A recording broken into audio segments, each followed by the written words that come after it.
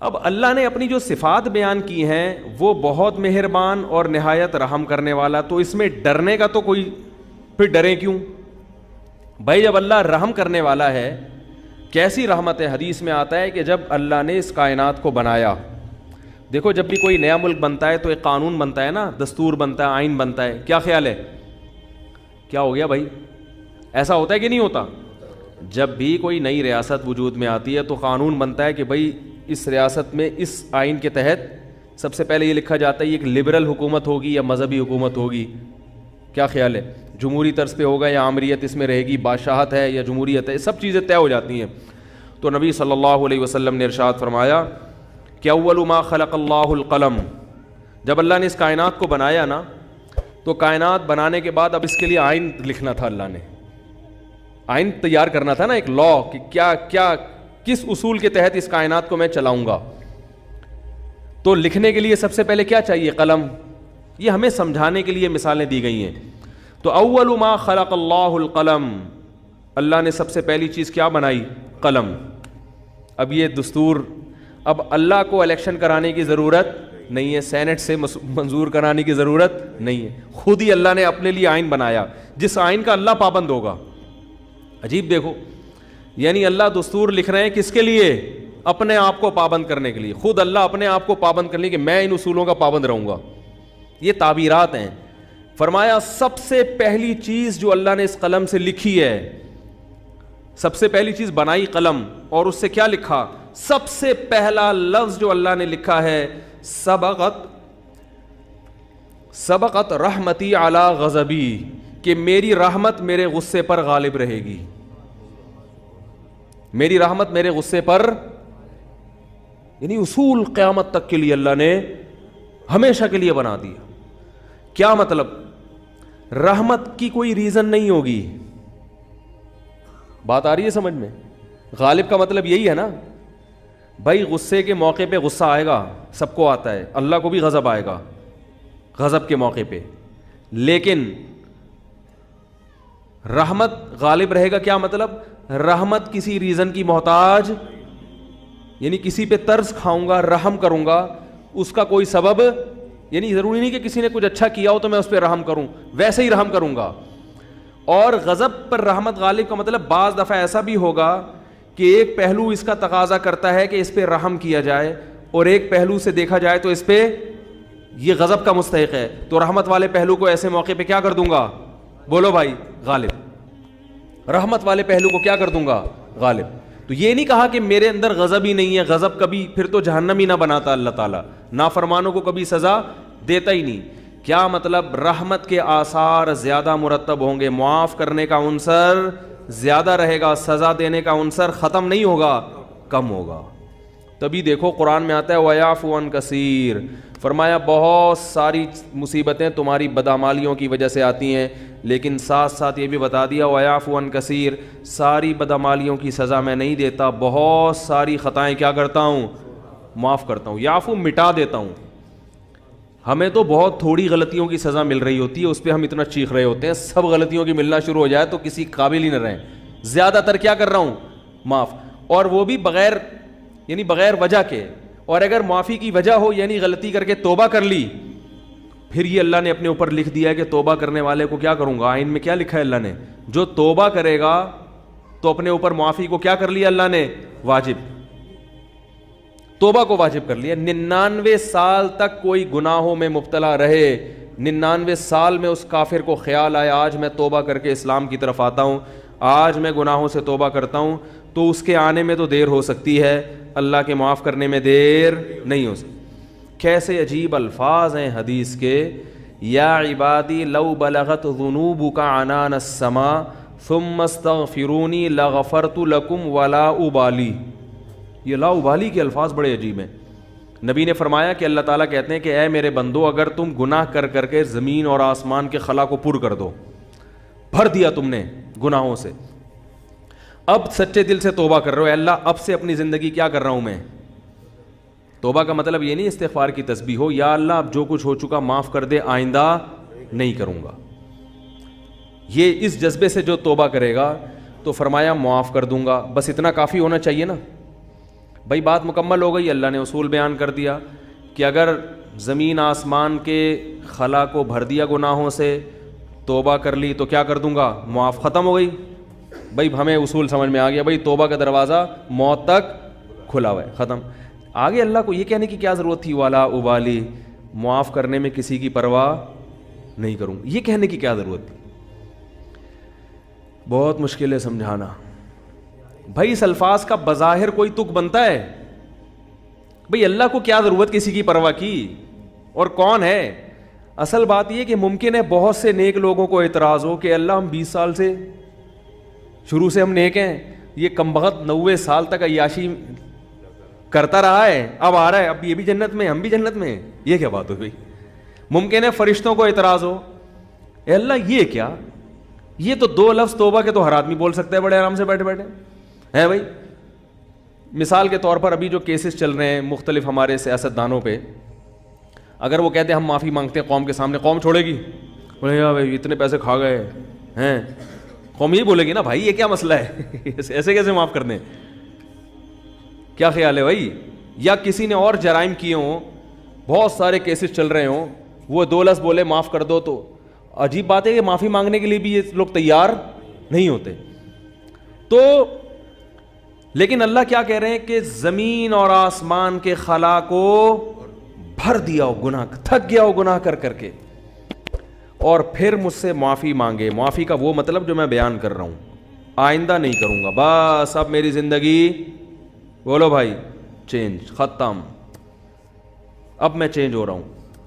تو اللہ فرماتے ہیں اصول کیا ہے, معاف کروں گا اور کسی کی پرواہ, کسی مولوی کی پرواہ نہیں. مولوی بولیں گے, مولوی صاحب بولیں گے اللہ ہم بچپن سے نماز پڑھتے آ رہے ہیں, یہ بھی کم وقت ابھی آیا ہے بھائی اس کو بھی تو معاف کر رہا ہے, وہ اتنے لوگوں کو اس نے قتل کر دیا, یہ 99 انسانوں کے قاتل نے توبہ کی تھی نا, اور وہ مقتول کہہ سکتے ہیں اللہ ہمیں تو مروا دیا صحیح ہے نا, اس نے ہمیں مار دیا سب کو. 100 وہ راہب کہے گا کہ میں نے اس کو بولا تھا کہ توبہ نہیں ہو سکتی, سینچری پوری کر کے اس نے مجھے بھی قتل کر دیا. وہ حدیث میں واقعہ آتا ہے نا, لیکن 99 انسانوں کو ایک شخص نے قتل کیا, تو ایک راہب کے پاس گیا, ایک بزرگ کے پاس گیا, کہنے لگا میں نے 99 کو قتل کیا, کیا میری توبہ قبول ہو سکتی ہے؟ اس نے کہا نہیں ہو سکتی. اس نے کہا چلو پھر سینچری پوری کرو یار, 99 کا تو کوئی حساب بنتا ہی نہیں ہے, جب جانا ہی جہنم میں ہے تو کچھ کر کے تو جاؤ نا. راہب کو بھی مار دیا ٹھیک ہے نا, 100 آدمی قتل کر دیے. پھر کسی عالم کے پاس گیا, بھئی میں نے 100 انسانوں کا قتل کیا, کیا میری توبہ قبول ہو سکتی ہے؟ اس عالم نے کہا کیوں نہیں ہو سکتی بھائی, اللہ سے معافی مانگ رہے ہو, اللہ معاف کرنے والا ہے, توبہ کرو.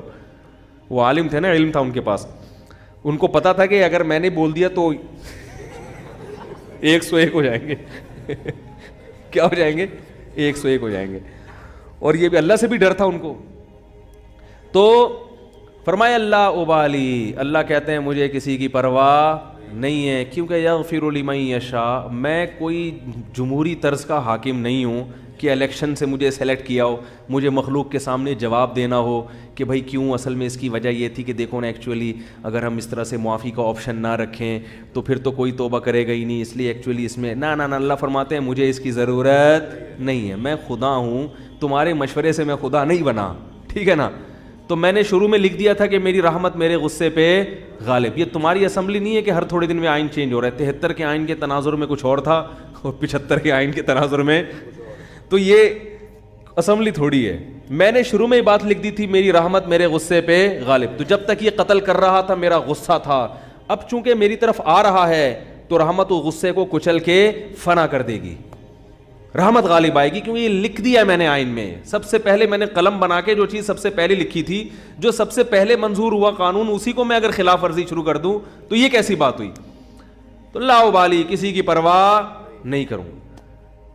تو لیکن یاد رکھو توبہ کا دروازہ تو کھلا ہوا ہے, لیکن توبہ کی توفیق بسا اوقات سلب ہو جاتی ہے گناہ کر کر کے. توبہ میں تاخیر نہ کیا کرو اس چکر میں کہ ہم بھی جب 99 کے ہو جائیں گے تو ہم بھی توبہ کر لیں گے, کیونکہ 99 تک پہنچنے کا یقین نہیں ہے, کچھ پتہ نہیں کب موت آ جائے.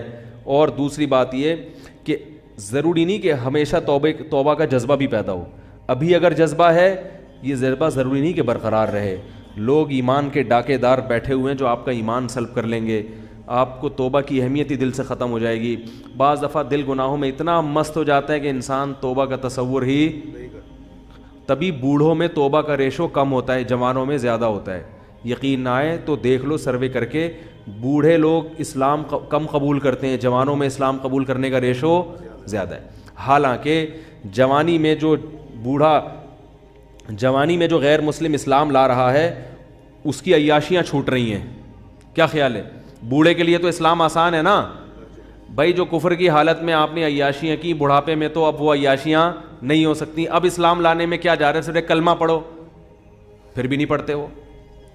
بڑھاپے میں اسلام لانا آسان ہے مگر اسلام لانے کا ریشو کم ہے.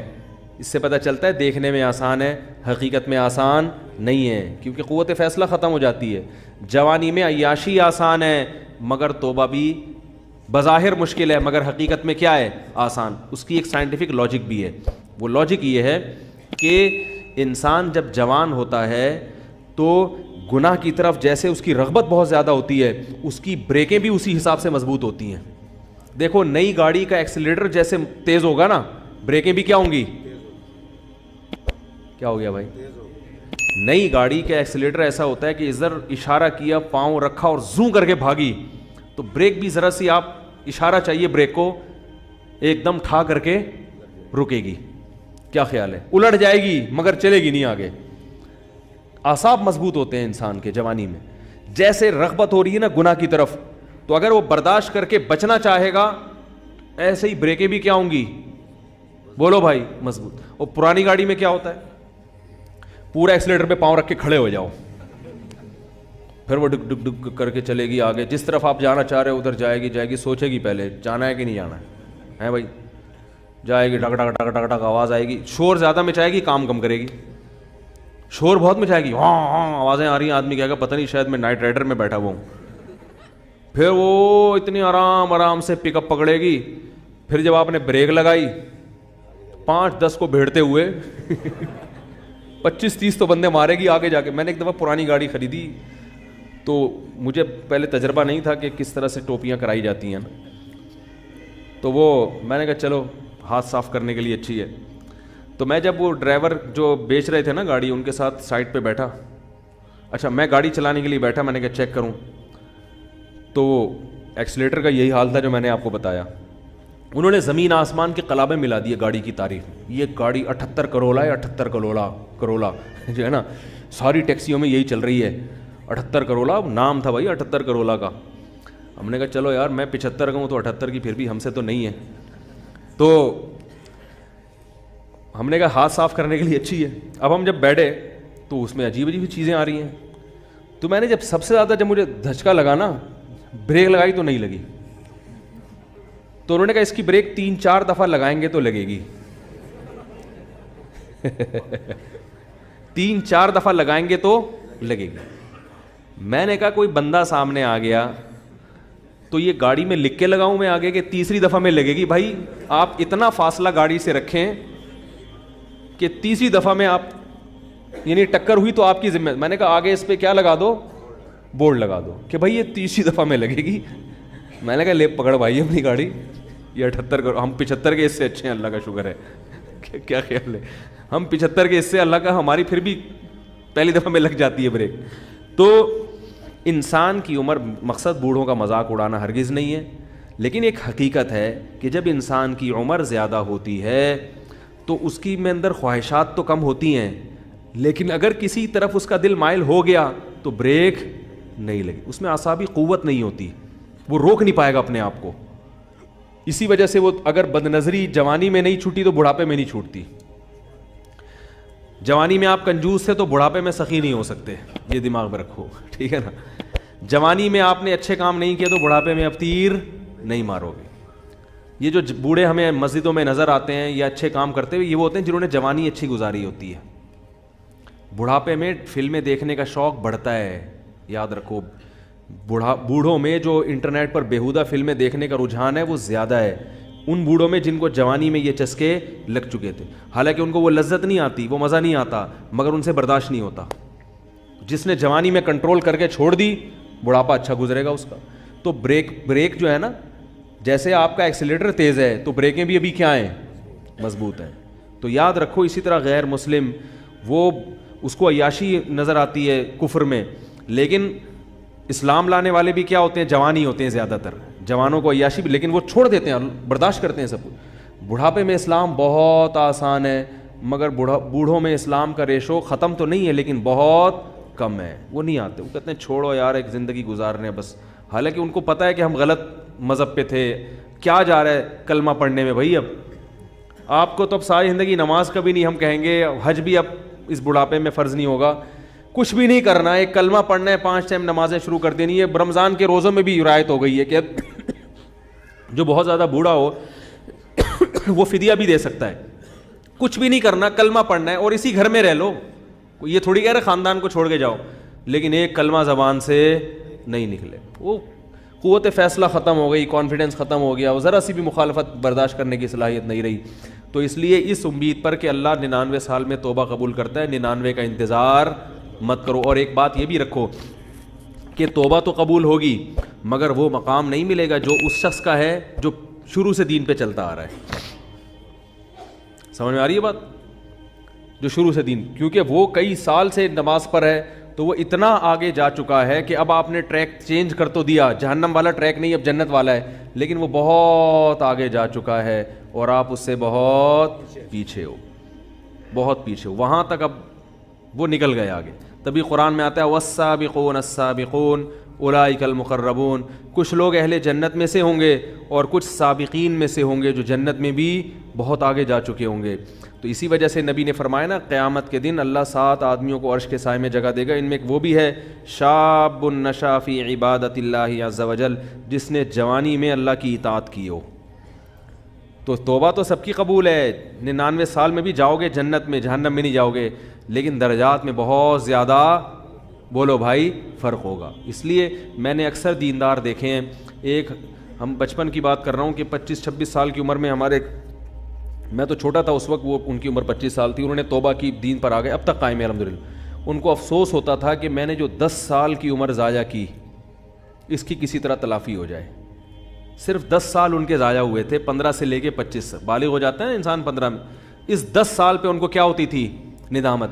تو یہ سچی توبہ کی علامت ہوتی ہے کہ انسان کو پچھلے پر ندامت ہو کہ یار وہ ٹائم بھی نکل گیا ہاتھ سے، کہاں تک پہنچ چکے ہوتے. میں نے کہا یہ سچی توبہ کی علامت ہے.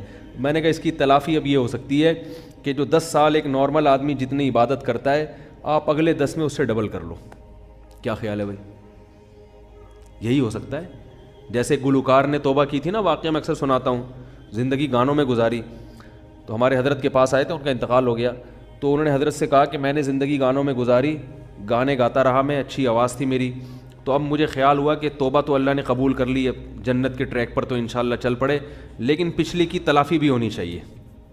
تو میں نے 10-15 سال ضائع کیے، تو اب ان کے ذہن میں یہی آیا کہ یہ اچھی آواز میں تلاوت میں لگاؤں. اب کیا خیال ہے؟ تو اس طرح کے جو لوگ تلافی کرتے ہیں، اولئک یبدل اللہ سیئاتہم حسنات، قرآن کہتے ہیں اللہ ان کی گناہوں کو نیکیوں میں تبدیل کر دیتے، تو ان کی تلافی ہوتی ہے، یہ بھی اسی مقام تک پہنچ جاتے ہیں. تو پھر کچھ ایسا کرنا پڑتا ہے، نہیں تو چلو جنت میں مل گئی بڑی بات ہے یار، 99 سال میں اتنی بدماشی اللہ معاف کر دے، وہ درجات نہ ملے، جنت چھوٹا سا کھانچا بھی مل گیا جنت کا، اور کیا ایک آدھ حور بھی مل گئی، کیا خیال ہے؟ ایک آدھ حور بھی مل گئی تو بھی سستا سودا نہیں ہے، بہت اچھا سودا ہے یہ. تو اللہ تعالیٰ ہم سب کو اپنی رحمت کا مستحق بنائے. یہ جو بات تھی ادھوری رہ گئی ہے کہ جب اللہ رحمت ہے اس میں اتنی تو ہمیں ڈراتا کیوں ہے؟ تو اصل میں اللہ اپنے آپ سے نہیں ڈراتا، اپنی نافرمانی سے ڈراتا ہے کہ جو اتنا رحیم ہے، اتنا کریم ہے، وہ معاف کرے گا، لیکن ہر چیز کی ایک لمٹ ہوتی ہے، اس لمٹ سے آگے کراس کرو گے تو پھر اس کا غضب جوش، کیونکہ غضب ختم نہیں ہوا ہے اس میں، اس لیے اللہ ڈرا رہا ہے کہ اللہ کی نافرمانی سے ڈرو. یخشون ربہم بالغیب، جو اپنے رب سے بغیر دیکھے ڈرتے ہیں. کیا مطلب؟ رب کی نافرمانی سے ڈرتے ہیں، گناہ سے ڈرتے ہیں. تو ہمیں رب سے محبت کرنے کا حکم ہے، ڈرنا ہے رب کی نافرمانی سے. سمجھیں؟ یعنی اللہ نافرمانی پہ سزا دیتا ہے، تو رب سے تو محبت کی جاتی ہے، اللہ کے قرب حاصل کیا جاتا ہے. تبھی اہل اللہ کو نمازوں میں مزہ آتا ہے، کیونکہ وہ اللہ سے قریب ہو جاتے ہیں نا، نماز میں تلاوت میں مزہ آتا ہے ان کو. تو ہمیں اللہ سے محبت کا حکم ہے، لیکن ڈرنا وہاں ہے جہاں اللہ کی نافرمانی ہو رہی ہے. اللہ تعالیٰ سے دعا ہے اللہ تعالیٰ سمجھنے کی، عمل کی توفیق عطا فرمائے.